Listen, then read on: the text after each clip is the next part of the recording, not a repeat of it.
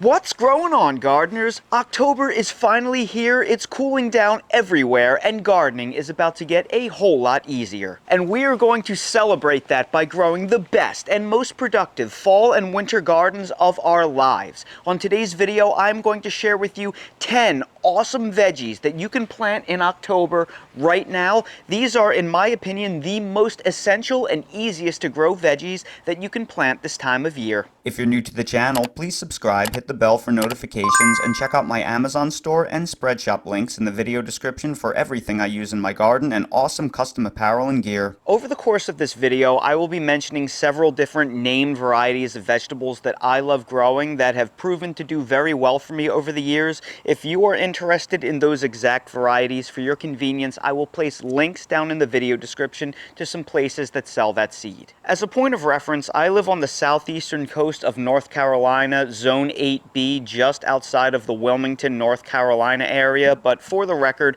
hardiness zones do not matter when planting an annual vegetable garden. All that matters when planting an annual vegetable garden are your frost dates and your average temperatures. But everything I am listing in this video is very frost and freeze tolerant, so even the frost dates don't really matter. You can grow pretty much all these things no matter where you live for the most part. But you can also give yourself a ton of flexibility by simply building one of these cheap little PVC hoop structures. If it's still a little hot where you live, you can give your plants a head start by installing one of these combination insect netting shade cloths over them. Or if it's a little bit chilly your way, you can finish them under agricultural fabric. So instead of using this shade netting, you can use agricultural fabric row covers instead. I'll link to a video both above and down in the video description that will show you how to easily and cheaply build one of these PVC hoop houses, and I'll also place links down in the video description for things like shade cloth, shade netting,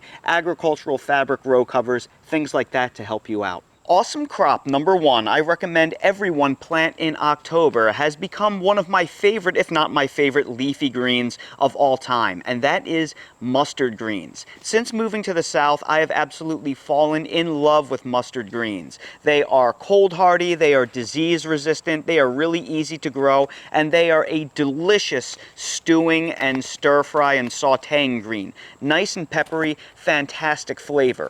And my favorite variety to grow has become Southern Giant.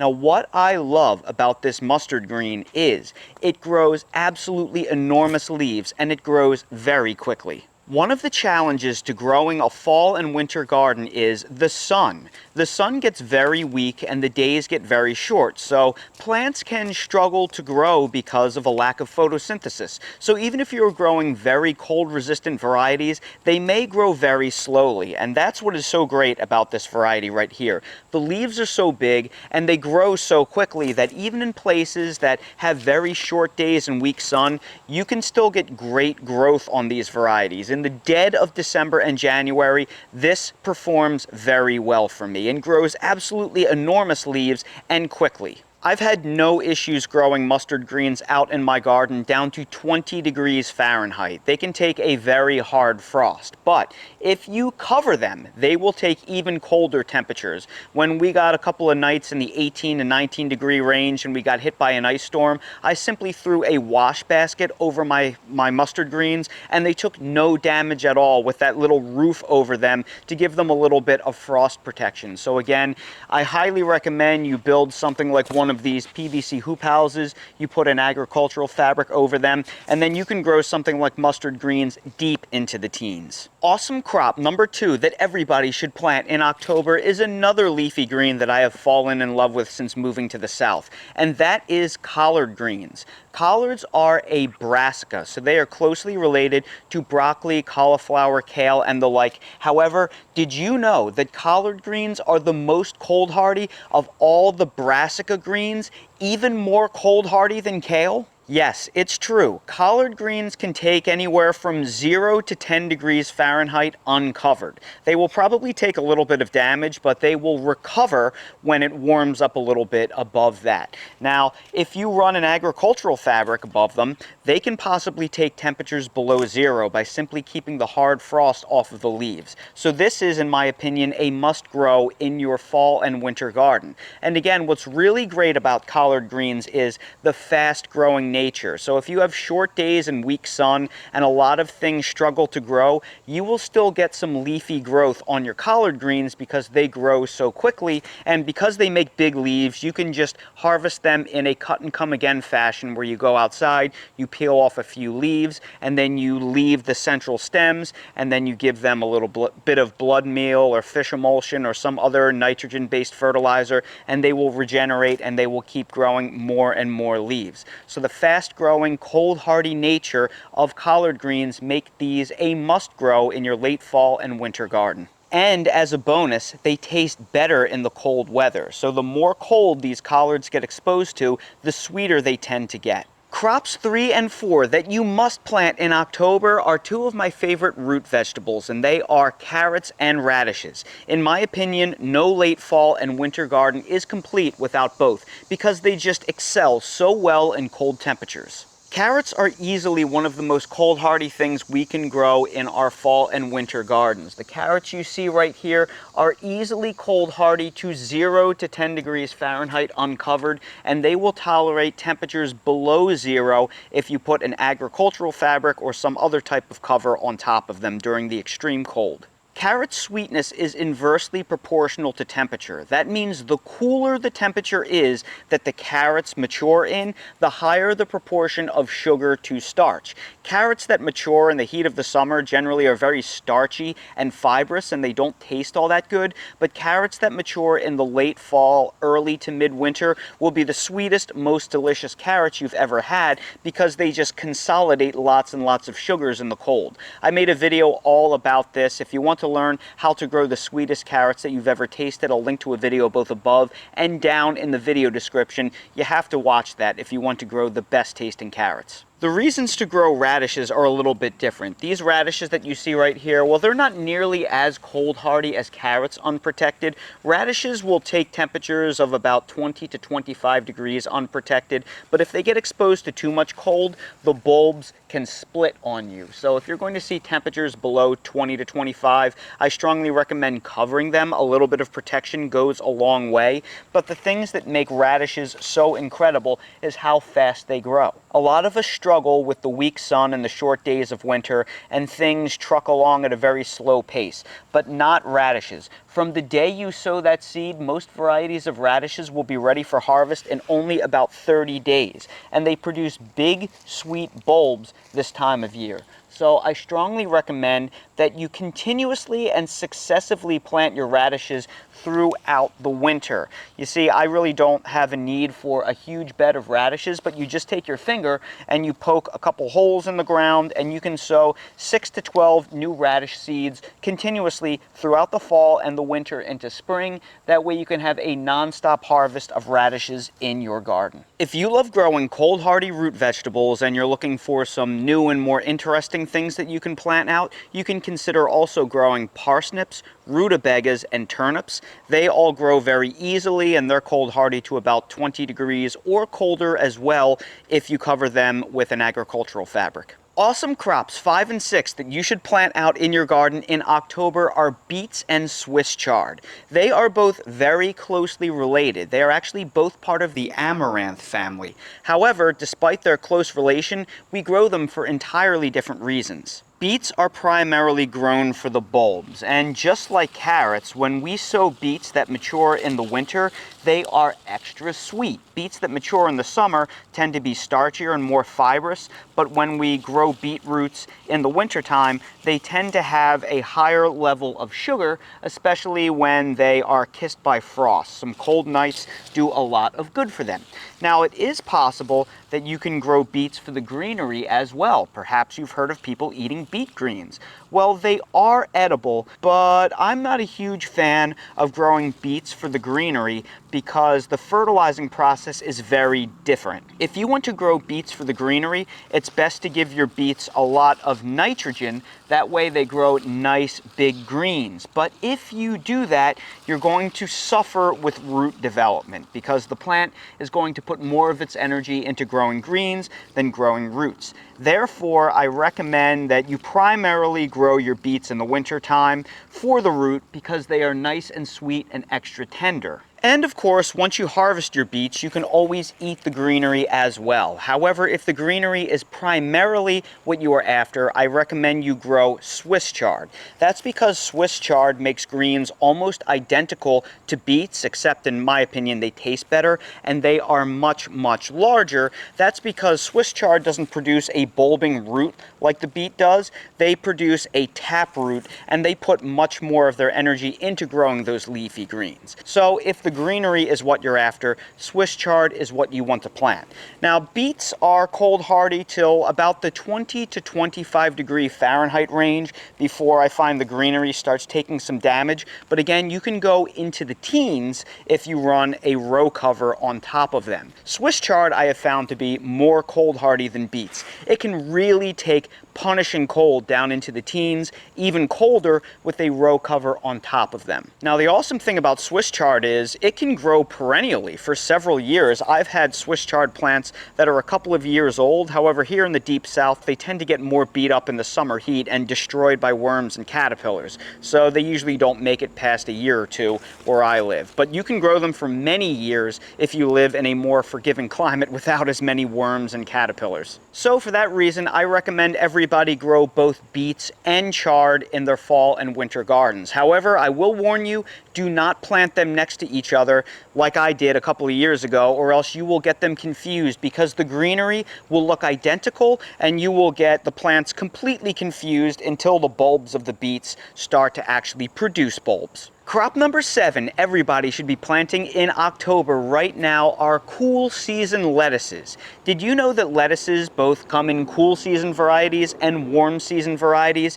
It's true. A lot of your romaines, specifically your large-headed green romaines, are warm season lettuces. They can take temperatures in the 80s just fine, but as much as a light frost or freeze could actually cause browning of the tips, and a hard frost could cause a lot of damage or even kill the plants. So for that reason, I actually grow my romaine lettuces in the warmer season, and I try to harvest them before the frosts begin. If you live in zone 9 or warmer, or you have a greenhouse or a way of keeping frost off your plants and you love growing romaine, my favorite variety of romaine is Giant Caesar. It produces huge, delicious heads. I just love this variety of lettuce for the warm season. But if you're like me and hard frosts and freezes are going to start kicking in big time in November and December, you're going to want to start switching to the cool season lettuces in your garden. And in my experience, the most cold tolerant lettuces tend to be the ruffled leaf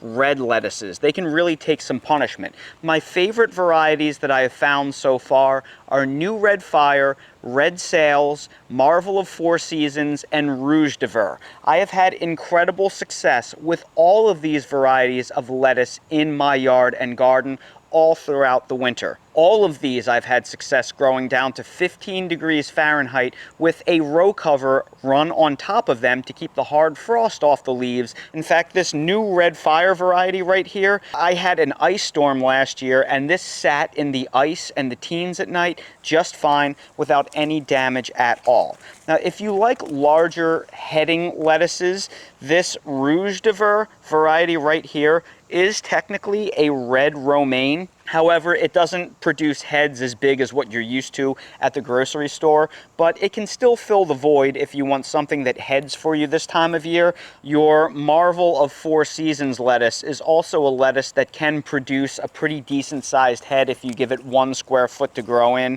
And all of these can also be sown in rows in a cut and come again fashion, where you come out with a pair of scissors and you snip back some of the row and then you hit them with some fish fertilizer or some blood meal or something else rich in nitrogen, and then let them regrow and then cut and come again. Crops 8 and 9 that you should plant now in October are onions and leeks. And when it comes to onions, we can talk both about bunching onions and bulbing onions. What you choose there is going to be dependent on your climate. If you live in zone 7 or warmer, it is possible that you can grow bulbing onions all throughout the winter. However, the thing about bulbing onions is it requires a longer day length in order for them to produce the bulbs. Now, I ran into experiment last year where I grew short day onion varieties from the fall throughout the winter, and I was able to harvest them in late winter, early spring, and get bulbs about 2/3 to 3/4 the size of what I would get in my summer. So I was very happy with the performance, and they sat in the ice and snow just fine. Maybe you can even grow these down to zone 6 with a row cover on top of them. I'm not really sure, but you can experiment because onion seeds are cheap. Now, I will tell you that it is very important that you get yourself a short day variety of onion to have any chance of them bulbing at all in the off season, because onion bulbs are formed by the long duration of the day. So if you live in a higher latitude and you're used to growing intermediate or long day onions in the summer, you're going to have to try a short day onion in the winter. Here where I live in North Carolina, I grow short day onions year round, and they turn out pretty well because we're at 34 degrees latitude. If your climate is too cold to grow a bulbing onion, or your days are too short, you can also grow a bunching onion. Now, bunching onions do not form bulbs. We harvest them for the greenery, and we harvest them as spring onions or green onions. This variety right here, Tokyo Long White, this can take temperatures down to 0 degrees Fahrenheit, maybe colder with a row cover on top of them. They can sit in snowpack pretty much indefinitely, and then you can just come outside with your scissors and snip off the greens. If your winters are so incredibly cold it actually kills the greenery back, the roots may actually survive and re-sprout in late winter, early spring when temperatures start to warm up and your soil gets warm again. That is how incredibly cold hardy your alliums are. Leeks are even more cold hardy than your bunching onions. Leeks can stand in sub-zero temperatures all winter long. There are, generally speaking, two types of leeks. There are your all-purpose leeks, which are both fairly cold tolerant and fairly heat tolerant. Something like an American flag or a King Richard leek, you can grow that in zone 7 or warmer year round, 365 days a year, like I'm growing right here. If you live in a colder zone, zone 6, zone 5, zone 4, you can grow a winter standing leek like Bandit or Blue Soleils or Giant Musselburgh or Oslo or lots of other super cold hardy leeks. And if you plant them early enough in the fall so they get to a fairly mature size like you see right here, they can sit indefinitely in snowpack. That is how incredibly cold hardy leeks are. They're also super easy to grow. They have very little demand for fertilizer. They have pretty much no pests. I've never had an issue with disease, and I live in a very disease-prone climate. I've never had anything but fantastic results growing leeks. And they produce this wonderful, delicious stem right here. That is what we want to actually harvest and eat. This is the best part. You can also use the greens to flavor soups and stews and things like that. And awesome crop number 10 that you should plant in October right now is a crop that I was reluctant to grow until I saw the results in my garden last year, and they absolutely blew me away. And that is bok choy.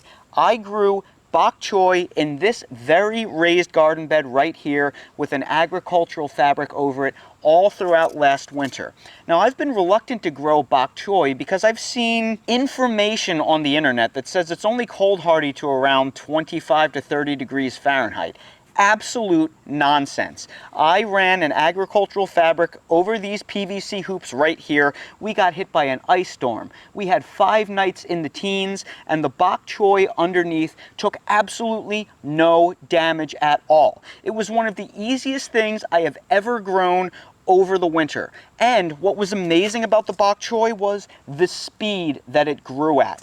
We have issues growing things in our winter garden because of the weak sun and the short days, but this grew even in the low photosynthesis environment. This grew just as easily, if not easier, than the mustard greens, and it formed huge heads, and I was able to continually harvest them at my convenience throughout the winter. So I strongly recommend try growing bok choy. I made so many delicious soups and stews all throughout the winter, and we had the coldest winter I've ever experienced in the 8 years I've lived in southeastern North Carolina last winter, and it flew through. So So I really enjoyed these, and I can't wait to grow it again because it was so much fun and so easy to grow. If you're not familiar with bok choy, please give it a try. It is so awesome. I think it will become one of your favorite winter greens. Some of you watching this video may be like, dude, where's the garlic? Well, here where I live in southeastern North Carolina, it is still way too early to plant our garlic. If I were to plant my garlic cloves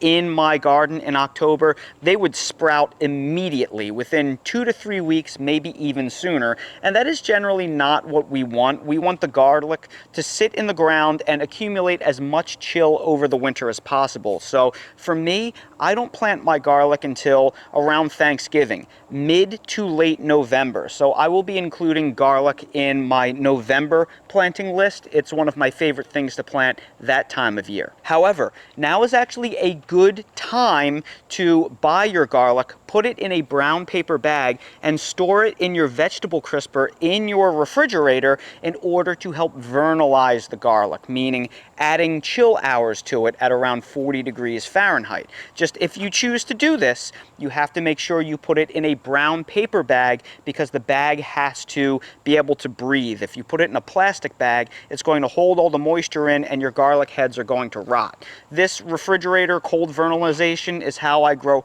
hardneck garlic here in zone 8B, where our winters are very inconsistent. If I put it in the refrigerator for 6 to 8 weeks and get that consistent chill on it, that will guarantee me that I get really nice heads of garlic even if we have a very mild winter. Doing this trick, you could grow hardneck garlic down in Miami as long as you stick it in your refrigerator for at least 8 to 10 weeks. Put a lot of chill on it. So now's a good time to get your garlic. If you need cold vernalization before you plant it, stick it in a brown paper bag in the fridge, accumulate the chill now. In fact, I'm going to do that this week to get a jump start on the season so I can plant it in November. And that right there are 10 awesome crops that you can plant in October right now. These are my 10 favorite crops to plant out in my garden this time of year. So if you are new to fall and winter gardening, or if you're looking for the easiest and the most common and best things to grow, I think you should start with this list. That being said, if you're looking for more things that you can plant,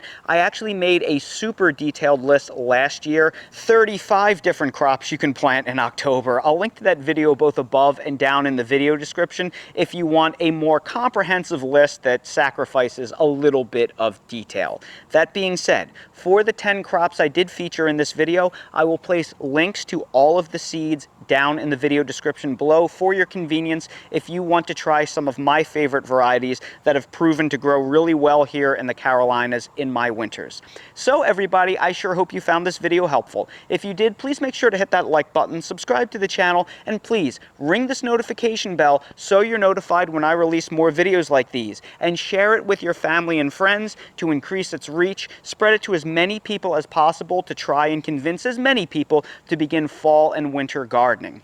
If you are curious about any of the products that I use in real life in my vegetable garden that help me grow my fall and winter garden, I place direct links to my favorite things down in the video description, and everything I use is included in my Amazon storefront. So expand the video description, click on the Amazon storefront link, you'll see a comprehensive list of every single thing I use. And while you're down there, please consider checking out my spread shop for custom merch if you want to support my channel. I just created a whole bunch of new custom homemade designs. Thank you all so much for watching, and I hope to see all of you again on the next video. Hey Dale, I have something to tell you. Dale, Mommy says hi.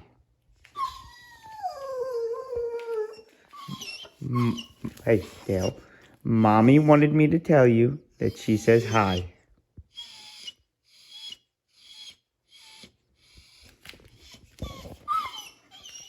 All right, we're going to do our hungries, okay? You ready for your hungries? Are you ready for breakfast? Are you ready for breakfast? We're going to make your breakfast. You're very talkative this morning. Okay, he's very hungry.